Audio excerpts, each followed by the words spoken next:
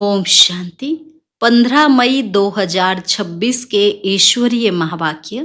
पहले सुनते हैं मुरली के मुख्य पॉइंट्स। बाबा ने कहा, तुम्हारे जैसा खुश नसीब दुनिया में कोई नहीं, क्योंकि तुम डायरेक्ट बाप के बने हो। बाबा के पास जो अविनाशी ज्ञान रत्नों का खजाना है, उन ज्ञान रत्नों से झोली भर रहे हो।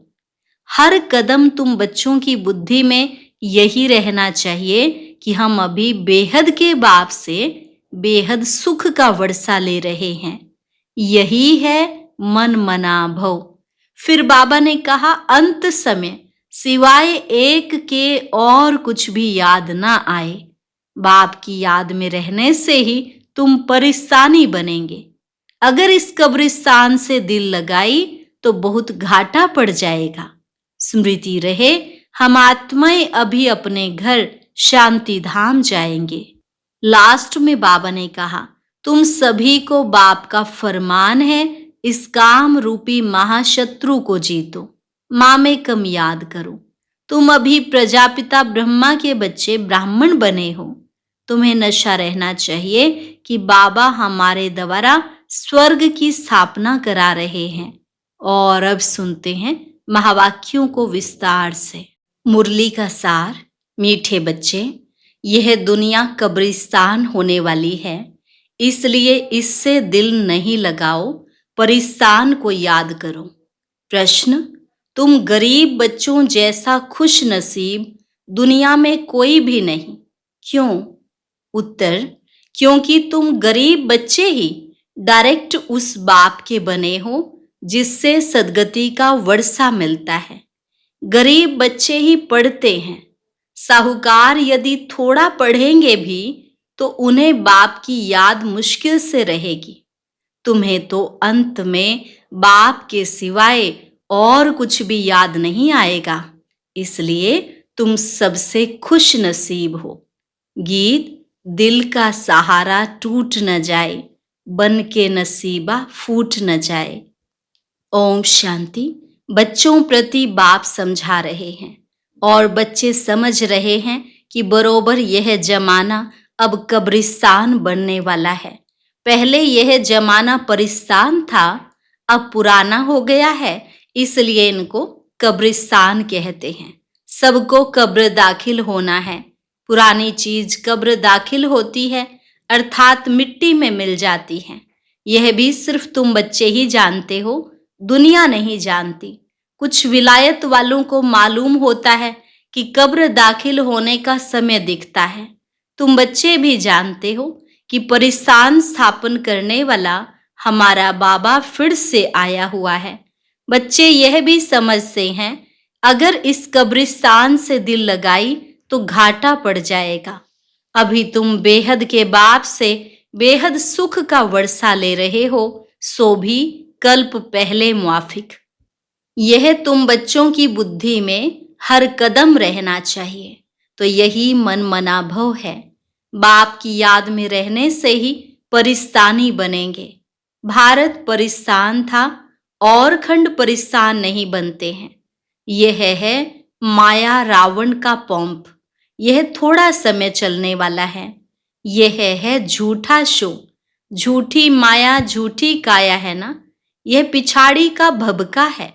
इनको देखकर समझते हैं स्वर्ग तो अभी है, पहले नर्क था। बड़े बड़े मकान बनाते रहते हैं। यह 100 वर्ष का शो है। टेलीफोन, बिजली, एरोप्लेन आदि यह सब 100 वर्ष के अंदर बनते हैं। कितना शो है, इसलिए समझते हैं स्वर्ग तो अभी है। दिल्ली पुरानी क्या थी, अभी नई दिल्ली कैसी अच्छी बनी है। नाम ही रखा है न्यू दिल्ली। बापूजी चाहते थे नई दुनिया राम राज्य हो, परिस्तान हो।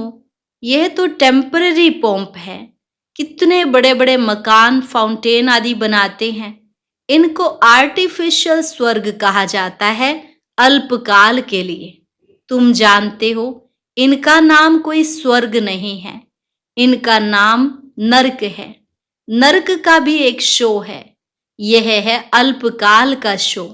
यह अभी गया कि गया। अब बाप बच्चों को कहते हैं, एक तो शांति धाम को याद करो। सब मनुष्य मात्र शांति को ढूंढते रहते हैं, कहाँ से शांति मिलेगी? अब यह सवाल तो सारी दुनिया का है कि दुनिया में शांति कैसे हो। मनुष्यों को यह पता नहीं कि हम सब वास्तव में शांति धाम के रहने वाले हैं। हम आत्माएं शांति धाम में शांत रहती हैं, फिर यहाँ आती हैं पार्ट बजाने। सो भी तुम बच्चों को मालूम है। अभी तुम पुरुषार्थ कर रहे हो सुख धाम में जाने वाया शांति धाम। हर एक की बुद्धि में है कि हम आत्माएं अभी जाएंगी अपने घर शांति धाम। यहाँ तो शांति की बात हो नहीं सकती, यह है ही दुख धाम। सतयुग पावन दुनिया, कलयुग है पतित दुनिया। इन बातों की समझ अभी तुम बच्चों को आई है। दुनिया वाले तो कुछ भी नहीं जानते हैं। तुम्हारी बुद्धि में आया है बेहद का बाप हमको सृष्टि के आदि मध्य अंत का राज समझाते हैं। फिर कैसे धर्म स्थापक आकर धर्म स्थापन करते हैं। अब सृष्टि में कितने अथाह मनुष्य हैं। भारत में भी बहुत हैं। भारत जब स्वर्ग था तब बहुत साहूकार थे और कोई धर्म नहीं था। तुम बच्चों को रोज रिफ्रेश किया जाता है। बाप और वर्षे को याद करो। भक्ति मार्ग में भी यह चला आता है। हमेशा उंगली दिखाते हैं कि परमात्मा को याद करो।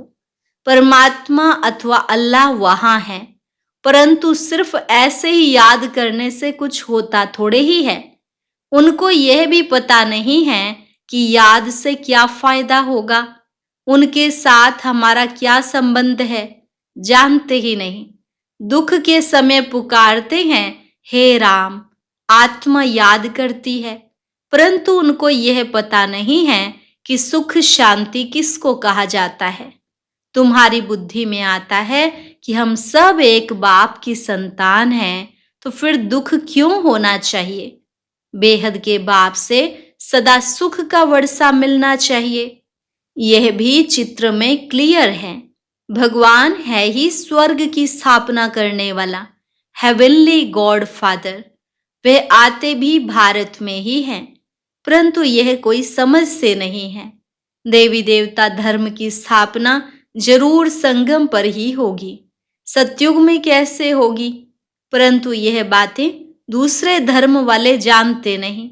यह तो बाप ही नॉलेजफुल है, समझाते हैं आदि सनातन देवी देवता धर्म कैसे स्थापन हुआ। सतयुग की आयु लाखों वर्ष कहने से बहुत दूर कर देते हैं। तुम बच्चों को चित्रों पर ही समझाना है। भारत में लक्ष्मी नारायण का राज्य था। इन्होंने कैसे कब यह राज्य पाया यह नहीं जानते। सिर्फ कहते हैं यह सतयुग के मालिक थे। उनके आगे जाकर भीख मांगते हैं तो अल्पकाल के लिए कुछ न कुछ मिल जाता है। कोई दान पुण्य करते हैं, उनको भी अल्पकाल के लिए फल मिल जाता है। गरीब पंचायत के मुखी को भी इतनी ही खुशी रहती है जितनी साहूकार मुखी को। गरीब भी अपने को सुखी समझते हैं। बॉम्बे में देखो गरीब लोग कैसे कैसे स्थानों पर रहते हैं। तुम बच्चे अभी समझते हो, भल करोड़पति हैं परंतु कितने दुखी हैं। अभी तुम कहेंगे हमारे जैसा खुश नसीब और कोई नहीं। हम डायरेक्ट बाप के बने हैं जिससे सदगति का वर्षा मिलता है। बड़े बड़े आदमी कभी भी ऊंच पद पा न सके। जो गरीब हैं वह साहूकार बन जाते हैं। पढ़ते तुम हो, वह तो अनपढ़ हैं। करके थोड़ा पढ़ेंगे भी तो भी बाप की याद में रह नहीं सकते। अंत में तुमको सिवाय बाप के और कुछ भी याद नहीं रहना है। जानते हो यह सब कब्रिस्तान होना है। बुद्धि में रहना चाहिए यह जो हम धंधादि करते हैं थोड़े समय के लिए है। धनवान लोग धर्मशालाएं आदि बनाते हैं, वह कोई धंधे के लिए नहीं बनाते हैं। जहां तीर्थ वहां धर्मशालाएं नहीं हो तो कहाँ रहे। इसलिए साहूकार लोग धर्मशालाएं बनाते हैं। ऐसे नहीं कि व्यापारी लोग आकर व्यापार करें। धर्मशाला तीर्थ स्थानों पर बनाई जाती है। अब तुम्हारा सेंटर बड़े से बड़ा तीर्थ है। तुम्हारे सेंटर्स जहां जहां हैं वे बड़े से बड़े तीर्थ हैं, जहां से मनुष्य को सुख शांति मिलती है। तुम्हारी यह गीता पाठशाला बड़ी है, यह सोर्स ऑफ इनकम है, इससे तुम्हारी बहुत आमदनी होती है।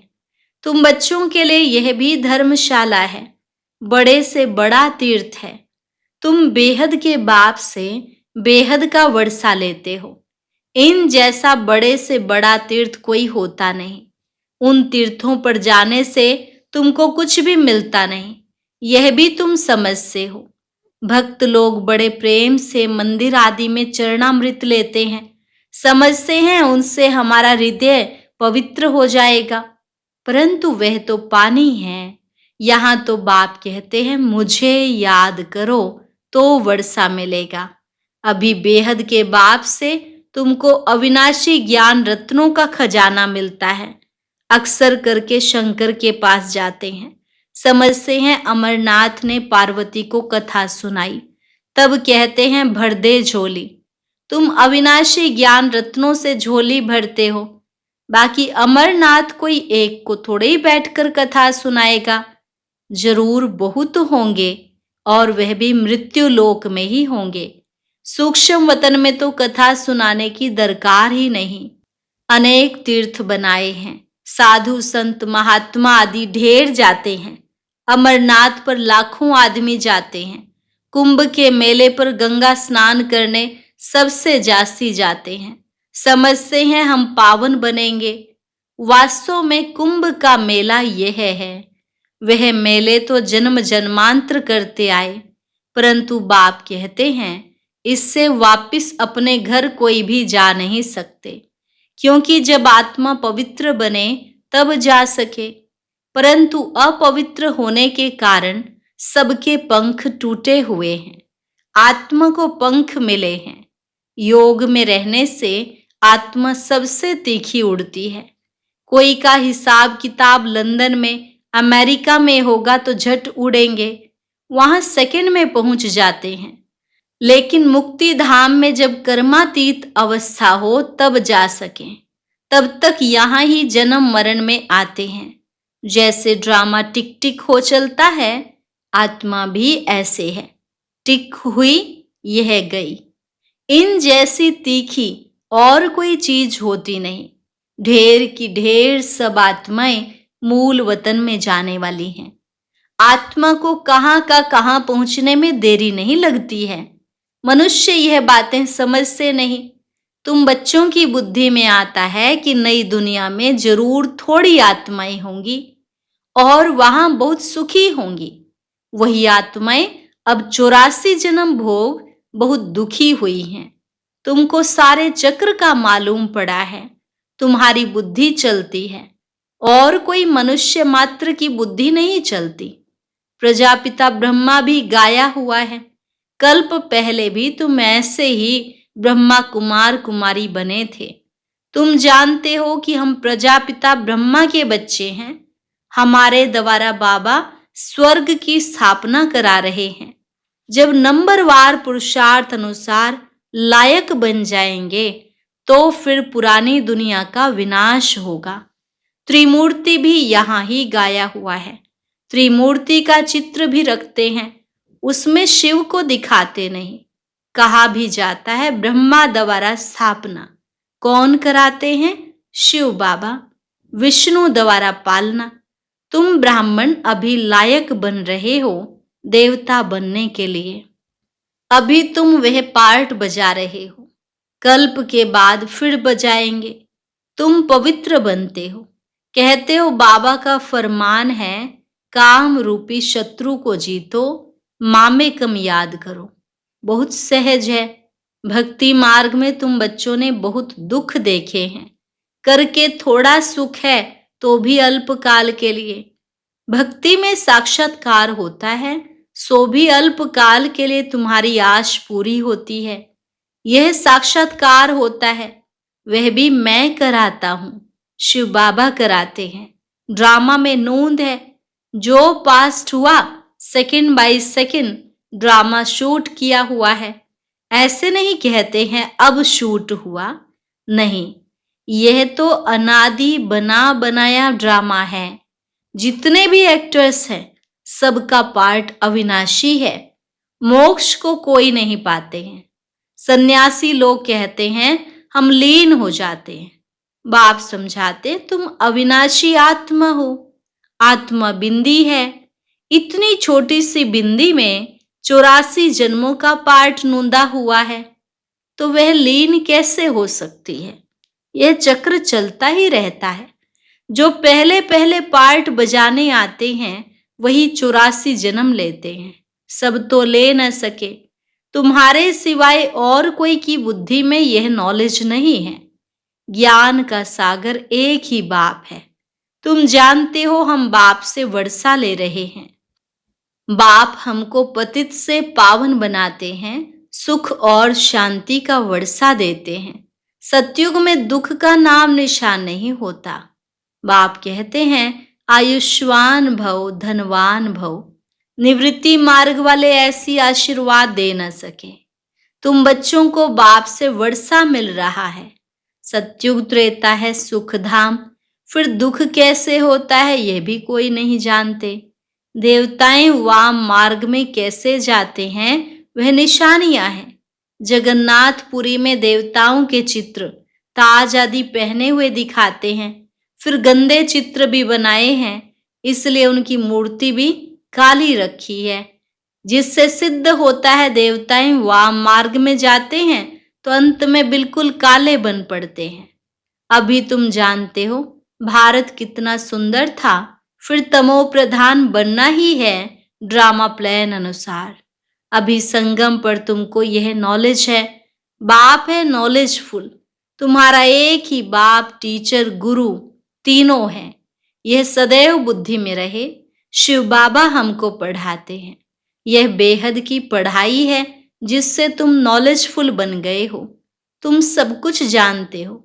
वह कहते हैं सर्वव्यापी है, तुम कहते हो वह पतित पावन है। कितना रात दिन का फर्क है। अभी तुम मास्टर नॉलेजफुल बने हो नंबरवार। जो बाप के पास है वह तुमको सिखाते हैं। तुम भी सबको यह बताते हो बाप को याद करो तो 21 जन्मों के लिए वर्षा मिलेगा।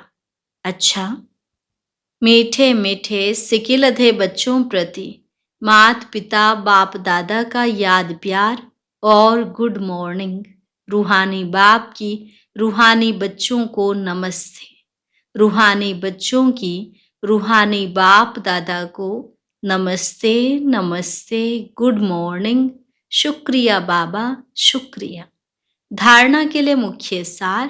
पहली पॉइंट, स्वयं रिफ्रेश रहकर औरों को रिफ्रेश करने के लिए बाप और वर्षे की याद में रहना है और सबको याद दिलाना है। दूसरी पॉइंट, इस पुरानी दुनिया से, इस कब्रिस्तान से दिल नहीं लगानी है। शांति धाम, सुख धाम को याद करना है। स्वयं को देवता बनने के लायक बनाना है। वरदान, ईश्वरीय अथॉरिटी द्वारा संकल्प व बुद्धि को ऑर्डर प्रमाण चलाने वाले मास्टर सर्वशक्तिमान भव। ईश्वरीय अथॉरिटी द्वारा संकल्प व बुद्धि को ऑर्डर प्रमाण चलाने वाले मास्टर सर्वशक्तिवान भव। जैसे सुल हाथ पांव को बिल्कुल सहज रीति जहां चाहो वहां चलाते हो व कर्म में लगाते हो, वैसे संकल्प व बुद्धि को जहां लगाना चाहो वहां लगा सको, इसे ही कहते हैं ईश्वरीय अथॉरिटी। जैसे वाणी में आना सहज है, वैसे वाणी से परे जाना भी इतना ही सहज हो। इसी अभ्यास से साक्षात्कार मूर्त बनेंगे। तो अब इस अभ्यास को सहज और निरंतर बनाओ, तब कहेंगे मास्टर सर्वशक्तिवान। स्लोगन, स्वस्थिति शक्तिशाली हो तो परिस्थिति उसके आगे कुछ भी नहीं है। स्वस्थिति शक्तिशाली हो तो परिस्थिति उसके आगे कुछ भी नहीं है। अव्यक्त इशारे सदा अचल अडोल एक रस स्थिति का अनुभव करो। आपके एक रस अचल स्थिति का ही यह अचल घर यादगार है। जैसे बाप दादा एक रस रहते हैं, वैसे बच्चों को भी एक रस रहना है। जब एक के ही रस में रहेंगे तो एक रस अवस्था में रहेंगे। क्यों शब्द की निशानी क्वेश्चन मार्क सभी से टेढ़ा होता है। जब क्यों क्या शब्द निकल जाएगा, तब ड्रामा की भावी पर एक रस स्थैर्यम रह सकेंगे। अच्छा, आज का अव्यक्त ज्ञान मोती सुनने के लिए ऊपर दिए गए बॉक्स पर क्लिक करें। अगर बॉक्स दिखाई नहीं दे रहा है तो ऊपर जो कॉर्नर में शो लिखा हुआ है उस पर क्लिक करें।